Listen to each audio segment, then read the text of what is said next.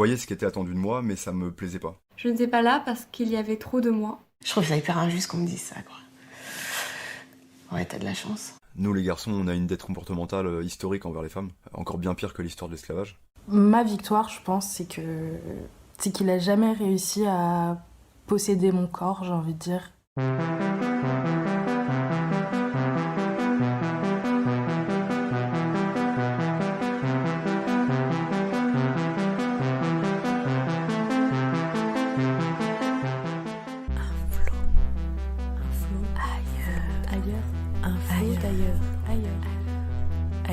Un flot d'ailleurs, un flot d'ailleurs.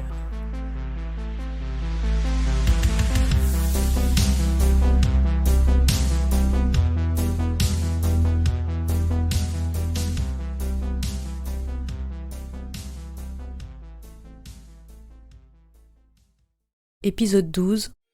Arrêtez de s'auto-censurer.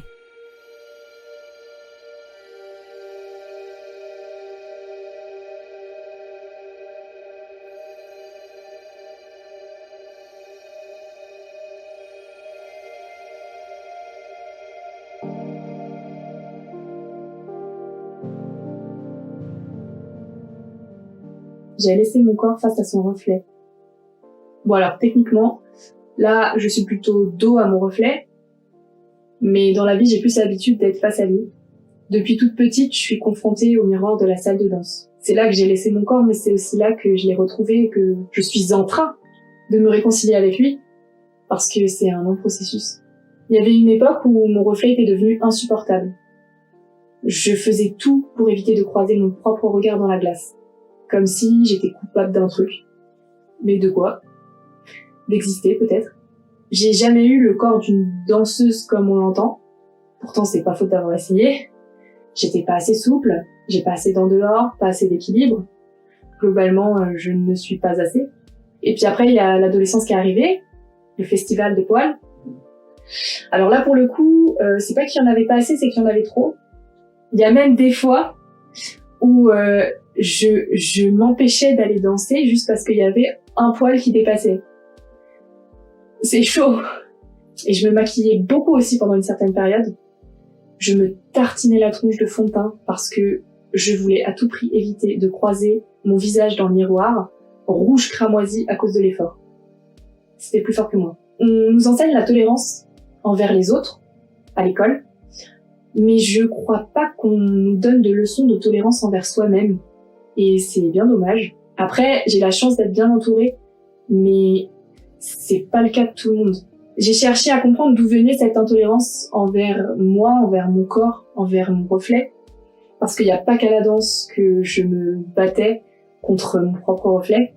En fait, je crois que la question à l'origine de mon comportement, c'est: est-ce qu'on peut m'aimer pour celle que je suis vraiment? J'ai toujours accordé beaucoup d'importance à ce que les autres pensent de moi, à l'image que je pouvais leur renvoyer. J'ai eu une enfance heureuse, hein.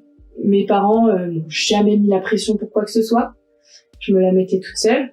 Au fur et à mesure que je me découvrais des failles ou des sentiments qui me faisaient peur, je faisais tout pour les étouffer. C'était inconscient, mais je crois que je faisais ça parce que j'étais terrifiée à l'idée qu'on m'aime plus. Comme si, sans les autres, j'étais rien, je valais rien. En fait, j'ai réalisé que toute ma vie, j'ai voulu faire plaisir aux autres, au point d'oublier mes propres envies parfois, ma propre identité souvent. Je me suis contorsionnée pour rentrer dans toutes sortes de moules. Celui de la petite fille modèle, qui ramène des bonnes notes à la maison, qui fait de la danse classique. Alors, j'adore la danse classique, hein, vraiment, maintenant ça fait partie de moi. Et j'ai appris tellement de choses.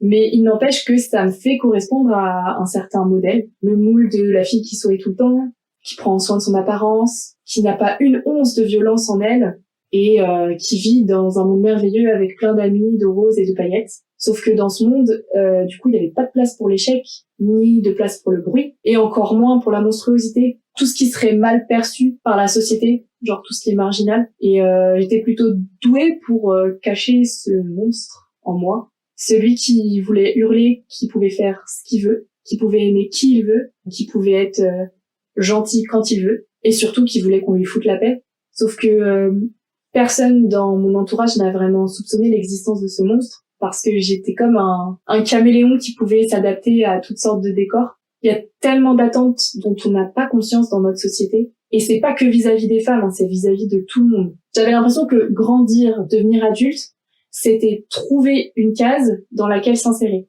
Dans le pire des cas, la case, elle t'est imposée, tu l'as subie. Dans le meilleur des cas, t'as le choix. Moi, je fais partie des personnes qui ont la chance d'avoir le choix. Sauf que, en fait, j'ai plus envie de choisir. J'en ai marre de m'auto-censurer parce que telle ou telle partie de moi est moins jolie à voir. J'en ai marre de dépendre autant de ce que les autres peuvent penser de moi. J'en ai marre de devoir me projeter dans une case qui me convient même pas. J'ai envie de créer ma propre case, de tracer ma propre route. Je veux apprendre à aimer chaque cellule de mon corps et me donner de l'amour plutôt que d'attendre qu'on m'en donne. On dit souvent que s'aimer soi, c'est égoïste. Je pense que c'est le contraire. Il faut un minimum d'amour propre pour pouvoir ensuite être capable d'aimer d'autres personnes sans rien attendre en retour. Je suis aussi persuadée que on est tous tellement plus que les étiquettes qu'on se colle. Ce qu'il faudrait, ce serait qu'on embrasse nos paradoxes et notre complexité plutôt que de tout nier et se rendre malheureux. Et puis, tout simplement, il faudrait qu'on arrête de s'excuser d'exister.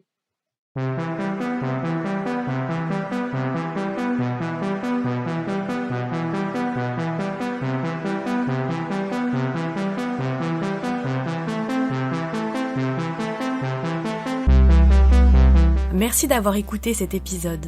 Si tu l'as aimé, tu peux soutenir le podcast Rester dans le flow qui produit cet épisode en donnant un avis 5 étoiles sur la plateforme d'écoute de ton choix. Tu peux également nous suivre sur Instagram, sur la page Rester dans le flow podcast, ou découvrir tous nos autres projets sur le site web resterdansleflow.me ou sur mon site personnel d'ailleurenparlantduloup.net.